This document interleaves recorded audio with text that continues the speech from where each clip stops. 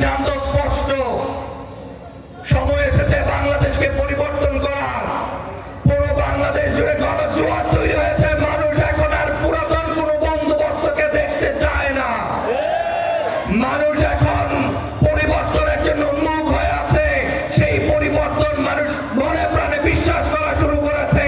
সে এখন অটোওয়ালা, রিক্সাওয়ালা, কৃষক, দিনমজুর, খেটে খাওয়া মানুষ, প্রত্যেকটা মানুষ জানে এই বাংলাদেশের মুক্তি আসন্ন নির্বাচনে দাঁড়িপাল্লা জয়ের মধ্য দিয়ে হবে। আমরা সেই উদাত্ত আহ্বান ব্যক্ত করছি।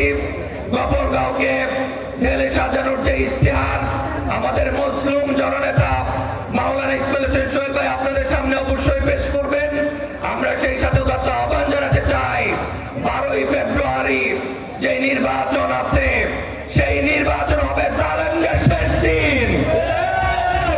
আপনারা কি 12ই ফেব্রুয়ারি নির্বাচনে ভোটের যে জোয়ার আমরা দেখতে পাচ্ছি মানুষের মধ্যে, সেই জোয়ারের ধারাবাহিকতায় কেউ যদি ভোট কেন্দ্র দখল করার ষড়যন্ত্রে লিপ্ত হয় তাদেরকে রুখে দিতে পারবেন?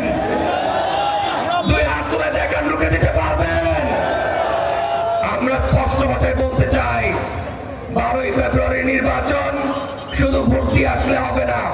নিজের ভোটাধিকার প্রয়োগ করে ভোটের ফলাফল যতক্ষণ পর্যন্ত না হবে সেই পাহারাদারের দায়িত্ব পালন করে নিজের সিনা টান টান করে বুকের পাটা শক্ত করে দিয়ে আমার ভোট আমি দিয়েছি সেই ফলাফল কাউকে লুট হতে দেব না।